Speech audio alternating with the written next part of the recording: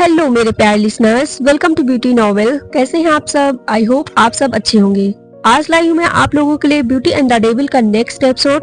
तो आगे बढ़ने से पहले चैनल को सब्सक्राइब कर लीजिए अगर आप लोगों ने अब तक नहीं किया है तो चलिए फिर शुरू करते हैं। अदर घर के अंदर एंट्री करता है। उसने व्हाइट कलर की शर्ट और ब्लैक कलर की पैंट पहनी हुई थी, जिसमें वो बहुत ही ज्यादा हैंडसम लग रहा था। उसके ऊपर का कोट उसके हाथों में था, जिसे लेकर वो सीढ़ियों से चलते हुए सीधा अपने कमरे की तरफ जाने लगता है।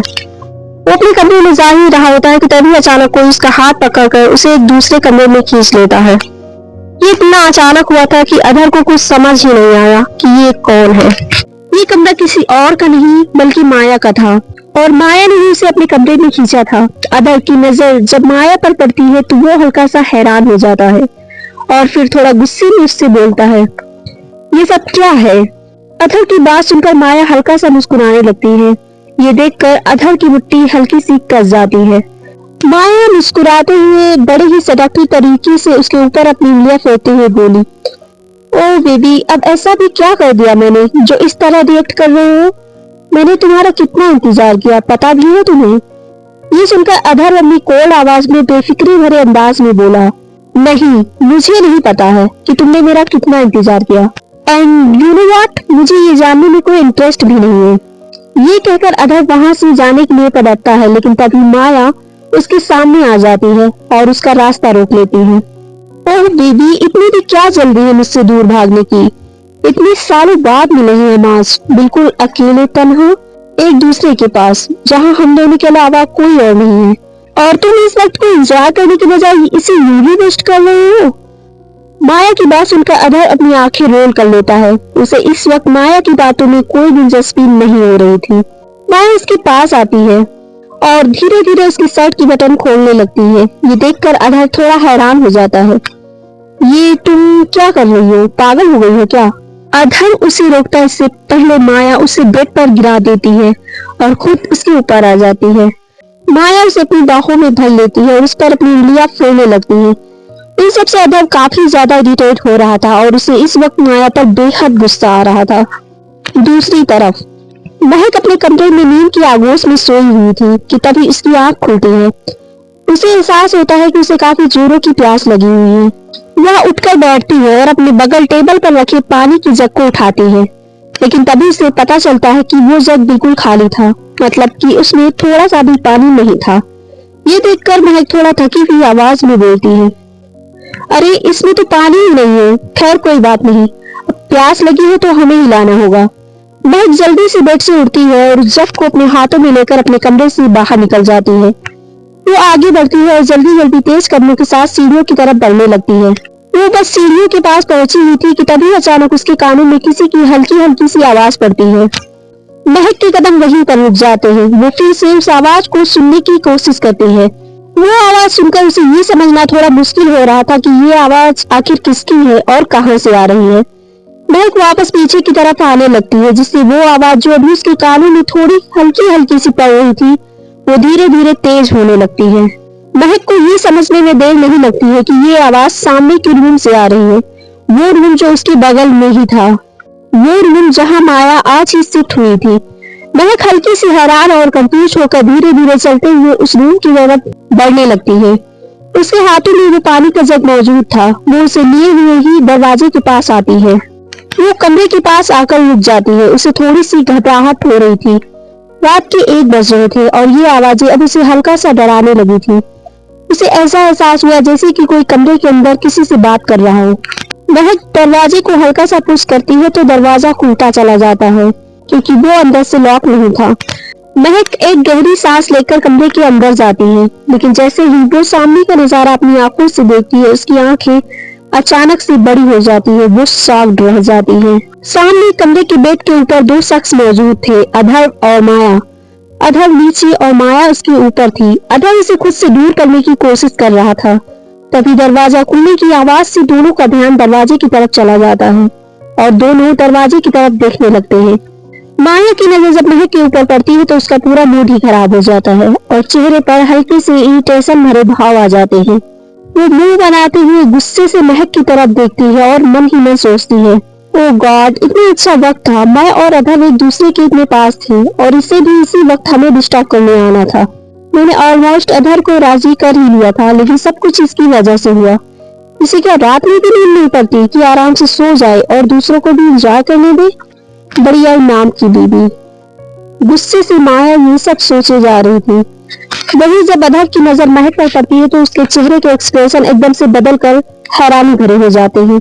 वो जल्दी से अपने ऊपर से माया को धक्का देता है और बेड से खड़ा हो जाता है। वही महक अपनी जगह पर किसी बर्फ की तरह जमी हुई थी और उन दोनों को देखे जा रही थी।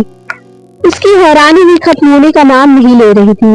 एक तो पहले से वो इन सब चीजों को लेकर इतनी परेशान और कंफ्यूज थी और ऊपर से ये सब कुछ देखने के बाद तो उसका दिमाग ही घूम जाता है कि आखिर इन दोनों के बीच में चल क्या रहा है। महक उस कांच के जग को अपने हाथों में मजबूती से पकड़े हुए अपनी जगह पर खड़ी हुई थी। तभी अधर महक के पास आता है और वो उससे कुछ कहने ही वाला होता है कि तभी महक तुरंत वहां से भाग जाती है। ये देखकर अधर को थोड़ा सा अजीब फील होता है। तभी माया उसके पास आते हुए बोली, ओह बेबी, छोड़ो उसे, जाने दो। आई थिंक हमें वापस कंटिन्यू करना चाहिए। ये सुनकर अधर घूरते हुए माया को देखता है। अधर की आंखें देखकर माया एकदम से चुप हो जाती है और तुरंत अपनी नजरें दूसरी ओर फेर लेती है। अधर बिना कुछ कहे वहां से चला जाता है। माया सड़ा हुआ सा मुंह बनाते हुए बोली, व्हाट रबिश। अधर देखता है कि महक सीढ़ियों से उतरती हुई नीचे की तरफ जा रही थी। अधर तेज कदमों से भागते हुए उसके पीछे आ जाता है। महक किचन में जाती है और अपने हाथों में पकड़े हुए उस जग में पानी भरने लगती है। अधर भी उसी के पीछे पीछे किचन तक चला आता है। वो देखता है कि महक सामने पानी ले रही होती है। किचन में हल्का सा अंधेरा था। महक को एहसास होता है कि अधर भी किचन में मौजूद है, लेकिन फिर भी वो जानबूझकर उसकी तरफ नहीं देखती है। वो अपनी जग में पानी भर रही होती है। तभी अधर उससे कहता है, देखो तुम मुझे गलत समझ रही हो, जो कुछ तुमने देखा कुछ सच नहीं था। वो बस अधर बोल ही रहा होता है कि तभी महक बीच में ही बोलते हैं, आप किस बात की सफाई दे रहे हैं हमें? महक पानी लेकर अधर की तरफ पलटती है और उसकी आंखों में देखते हुए बोलती है, हमने क्या आपसे कुछ पूछा है? महक की बात सुनकर अधर थोड़ी देर के लिए चुप हो जाता है। उसने इस बात का उसे कोई जवाब नहीं दिया था। आखिर वो क्या जवाब देता? वो सही ही तो कह रही थी। उसने तो वाकई उससे कोई सवाल या कोई सफाई नहीं मांगी थी। फिर वो उसे ये सब क्यों एक्सप्लेन कर रहा था? वो समझ नहीं सका कि आखिर वो ऐसा क्यों कर रहा था।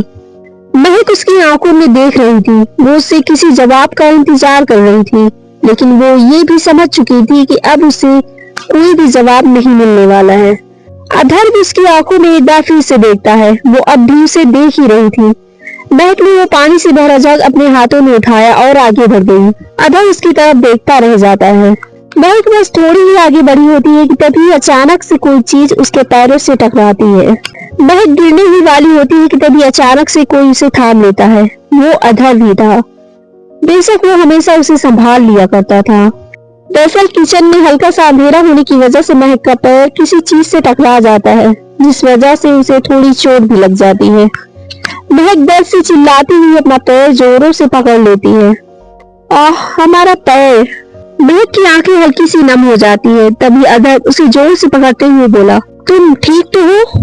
महक अधर का हाथ पकड़ते हुए बोली, नहीं, हमारा पैर बहुत दर्द हो रहा है, लग रहा है जैसे टूट सा गया हो। महक की बात सुनकर अधर थोड़ा सा परेशान होता है। फिर एक गहरी सांस लेकर बिना कुछ कहे उसे अपनी गोद में उठा लेता है। महक ये देखकर हल्की सी हैरान हो जाती है। ये आप क्या कर रहे हैं? हमें नीचे उतारिए, हमें आपकी मदद की जरूरत नहीं है, हम खुद को संभाल सकते हैं, छोड़िए हमें। महक की बात सुनकर अधर थोड़ी डार्क आंखों से उसकी तरफ देखते हुए बोला, जस्ट शट अप, अपना मुंह बंद रखो। यहाँ वही होता है जो मैं चाहता हूँ, समझी? तुम मुझ पर ऑर्डर चलाने की कोशिश मत करना, ओके? महक उसकी तरफ देखती है। उसके पैर अब भी उसी तरह दर्द से टूट रहे थे और उसे प्यास भी लगी हुई थी। महक उसकी तरफ देखती है। उसके पैर अब भी उसी तरह दर्द से टूट रहे थे और उसे प्यास भी लगी हुई थी। उसने अधर की तरफ देखते हुए उससे कहा, हमें बहुत तेज प्यास लगी है, हमें पानी चाहिए, लेकिन हम पानी कैसे लेंगे? ये सुनकर अधर एक गहरी सांस लेते हुए बोला, मैं ला दूंगा पानी, पहले तुम मेरे साथ रूम में चलो, देखता हूँ कहीं मूंछ तो नहीं आ गई। ये कहकर अधर उसे अपनी बाहों से गोद में उठाए किचन से बाहर आता है और उसे लेकर सीढ़ियों से ऊपर की ओर चढ़ने लगता है। माया अपने कमरे के दरवाजे पर खड़ी ये नजारा देखती है तो उसकी मुट्ठी गुस्से से कस जाती है और उसकी आंखें जलने लगती है। अधर उसे लेकर अपने रूम की तरफ बढ़ रहा था, तभी उसकी नजर माया के ऊपर पड़ती है जो कि उसे ही देख रही थी।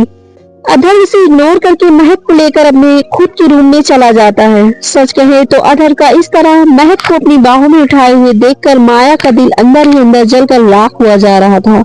अधर महक को लाकर रूम के बेड पर बिठा देता है। महक को अपने अपने पैरों में तेज दर्द महसूस हो रहा था।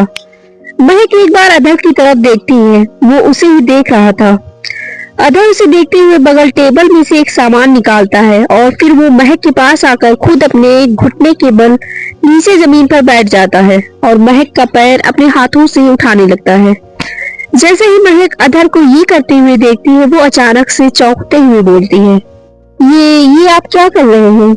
महक अपना पैर अधर के हाथों से छुड़ाने की थोड़ी सी कोशिश करती है, तभी उसे अपने पैरों में और तेज दर्द महसूस होता है। दर्द से महक की हल्की सी चीख निकल जाती है। अधर उसकी तरफ देखते हुए बोला, अब चिल्लाना बंद करो और एक बार मुझे चेक करने दो। अधर महक की साड़ी को हल्का सा ऊपर करते हुए उसके पैरों को जैसे ही छूता है, अचानक से महक को बहुत ही ज्यादा अजीब फील होता है। वो फिर से अधर से बोलती है, देखिए हमारा पैर छोड़िए, हम खुद को संभाल लेंगे, हमें आपकी मदद की जरूरत नहीं है, आप हमें इस तरह छूना बंद करिए। महक बोल ही रही होती है, तभी अधर अपनी एकदम कड़क डार्क आंखों से उसकी तरफ देखता है। उसकी आंखों में एक वार्निंग थी कि अगर अब तुमने अपने मुंह से एक भी शब्द निकाला तो अच्छा नहीं होगा। अधर को ये बात महक से कहने की जरूरत भी नहीं पड़ती है। महक उसकी कड़क गुस्से वाली आंखें देखकर तुरंत चुप और शांत हो जाती है। अधर अब दोबारा महक के ऊपर से अपनी नजरें हटाकर उसके पैरों को अपने हाथों से उठाकर अपने घुटने के ऊपर रख लेता है। महक चुपचाप बस उसे देख रही थी। अधर ने जो सामान अभी टेबल से निकाला था वो डायनापर क्यूटीएस स्प्रे था। वो उसे लेता है और उसे महक के पैरों पे स्प्रे करता है। उसके बाद अधर महक के पैरों पर अपनी उंगलियों से हल्का हल्का मसाज करने लगता है, जिससे महक को राहत भी मिलती है और हल्का दर्द भी महसूस होता है। अधर उसके पैरों को हल्की सी मालिश करते हुए इधर उधर घुमाता है। धीरे धीरे महक का दर्द कुछ कम होने लगता है। अधर महक की तरफ देखते हुए उससे बोला, I hope you are feeling much better now. महक हल्का सा अपना सिर हिला देती है और फिर जल्दी से अपना पैर अधर के पैरों के ऊपर से हटा लेती है। अधर वापस उठकर खड़ा हो जाता है। वो जैसे ही थोड़ा सा आगे बढ़ता है, उसे एक आवाज सुनाई देती है, शुक्रिया। अधर पलटकर महक की तरफ देखता है, क्या कहा तुमने अभी? अधर ने पूछा, जिस पर महक नजरें फेरते हुए धीरे से बोली, वो आपने हमारी मदद की, उसके लिए शुक्रिया, लेकिन हम खुद कर सकते थे, हमें जरूरत नहीं थी आपकी मदद की। ये बोलकर महक दूसरी ओर चेहरा फेर लेती है। ये सुनकर अधर एक तिरछी नटखट सी मुस्कान के साथ उसे देखते हुए बोला, आई नो। ये कहकर अधर रूम से बाहर चला जाता है। उसे अब भी याद था कि महक को प्यास लगी थी और उसने पानी मांगा था। अधर किचन की तरफ आ जाता है और अंदर आकर किचन से एक जग उठाकर उसमें पानी भरने लगता है। कुछ ही देर में वो पानी का जग हाथों में पकड़े अपने रूम में आता है। वो अपने सामने देखता है कि महक रूम में चलने की कोशिश कर रही थी। वो धीरे धीरे अपना पैर जमीन पर रखकर नॉर्मल तरह से चलने की कोशिश कर रही थी। उसे अंदर से राहत मिलती है कि उसका पैर अब काफी हद तक ठीक था, वो आराम से चल सकती थी। महक अपनी साड़ी को हल्का सा ऊपर उठाए धीरे धीरे चल रही थी। इस वक्त वो बहुत ही ज्यादा प्यारी लग रही थी। उसके बाल उसके खूबसूरत से चेहरे पर आ रहे होते हैं, तभी चलते हुए उसकी नजर दरवाजे पर खड़े अधर के ऊपर पड़ती है। अधर, जो कि बड़े ही प्यार और आंखों में हल्की सी शरारत लिए दरवाजे से टेक लगाए हाथों में पानी का जग लिए उसे ही निहार रहा था। महक जैसे ही अधर को देखती है तुरंत सीधी खड़ी हो जाती है और उसे देखने लगती है। अधर उसे देखते हुए अंदर आता है और पानी का जग टेबल पर रखकर उसमें से एक गिलास पानी लेता है। महक अपने बालों को पीछे करते हुए जैसे ही मुड़ती है, उसे अपनी आंखों के बराबर पर अधर का हाथ अपने सामने दिखाई देता है। उसके हाथों में पानी का गिलास था जिसे उसने उसके सामने बढ़ाया था। महक 2 कदम पीछे हट जाती है, तभी अधर उसकी तरफ कदम बढ़ाते हुए बोला, क्या हुआ? तुम्हें प्यास लगी थी ना? ये लो पानी पी लो, प्यास बुझ जाएगी। अधर की आंखों में शरारत और नटखटपन साफ दिखाई दे रहा था। वो बड़े ही फ्लर्टिंग वाले अंदाज में उसकी तरफ कदम बढ़ा रहा था। महक हल्का सा घबराते हुए अपने कदम पीछे करने लगती है और अधर उसी की तरफ कदम बढ़ाता जा रहा था। महक धीरे धीरे दीवार से जा लगती है। अब पीछे कोई जगह नहीं बची थी। अधर इसके पास आता है, उसके एकदम करीब। महक की धड़कनें तेज होने लगती हैं। अदर इसके करीब आकर उसकी आंखों में देखते हुए अपना एक हाथ आराम से उसके सिर के बगल दीवार पर रख देता है। उसके चेहरे पर हल्की तिरछी सी मुस्कान थी। महक उसकी तरफ देखते हुए हल्का घबराहट में बोली, ये सब क्या है?